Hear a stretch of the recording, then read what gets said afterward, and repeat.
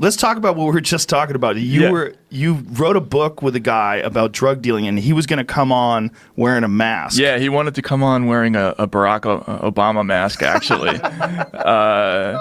It's actually really funny. The whole story is really funny. I'm writing this book. I spilled it too. It's called The Business Secrets of Drug Dealing. You can find it at businesssecretsofdrugdealing.com, and I'm serializing it. But basically, somebody I knew for ages, in a completely different capacity, sort of came out to me last year and said, I've been a high-level drug dealer for a long time, basically my whole life, and wanted to tell his story about, sort of the whole progression of his life. What kind of drugs? Only things that grow out of the ground. Okay. So he started off. This is an African American guy. He started off, believe it or not, selling mushrooms. He sort of grew up half in the projects and half in an upscale suburb. And in the upscale suburb, he sold mushrooms, which he basically got through mail order at a time early in the sort of history of the internet when there were some loopholes about things. You could get spores, right? Yeah, well, actually, you could get the actual... Really? Yeah. Wow.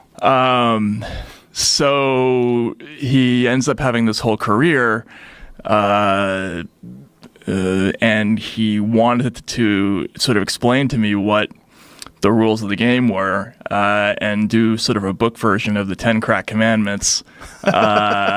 And so we sat down, and we couldn't quite figure out how to do it at first, but we ended up essentially doing a sort of fictionalized version of his life. And the progression is amazing because he goes from being a dealer in all these different parts of the country and different social spheres. He's in college. He deals to rich white kids. He deals on the street and in tough urban neighborhoods, and then ends up sort of in the legal business in this state.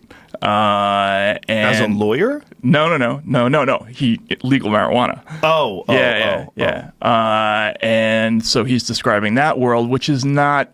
There are a lot of misconceptions about it. There are some things about it that are not known terribly well. Like, what do you do when you work, at a farm and your crop tests dirty, with a contaminant?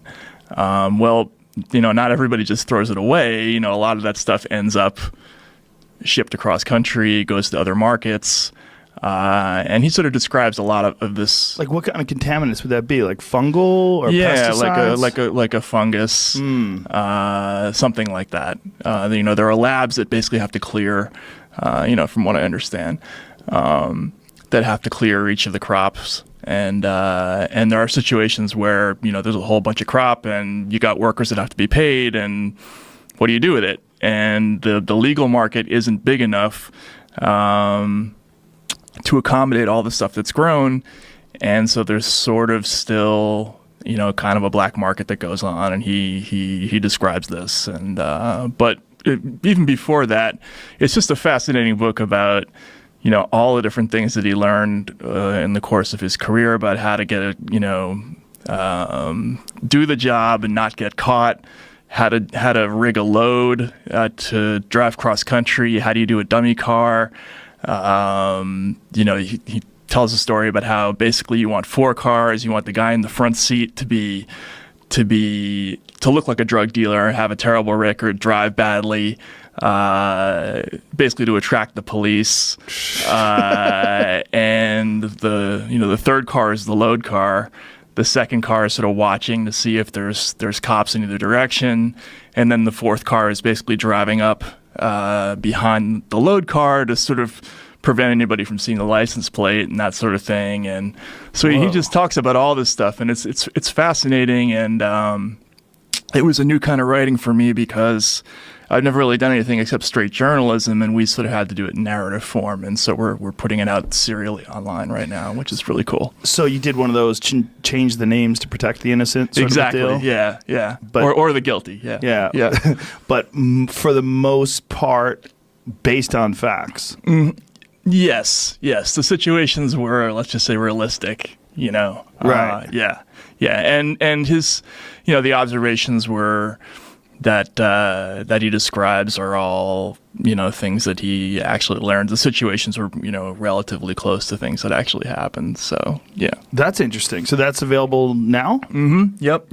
Again, it's businesssecretsofdrugdealing.com. It's a kind of a new thing. I grew up a huge fan of serialized detective stories. I was a big fan of like Dashiell Hammett and Raymond Chandler, and I loved Black Mask magazine, which was the big pulp noir magazine in the 20s and 30s. And I grew up reading all those stories, and I always it was in the back of my mind always that I wanted to try this and write a book on a deadline. So I'm doing this now. It's basically co-written with this anonymous character who can't appear with me on shows like this anywhere because he's still not captured. And so are there warrants out for this guy? No, he's never been picked up. Never been arrested? Never been arrested. Nope. Whoa. Yeah. Sounds like a smart dude. He is a smart dude. And some of his employers would be very surprised to know that he's got a hobby like this.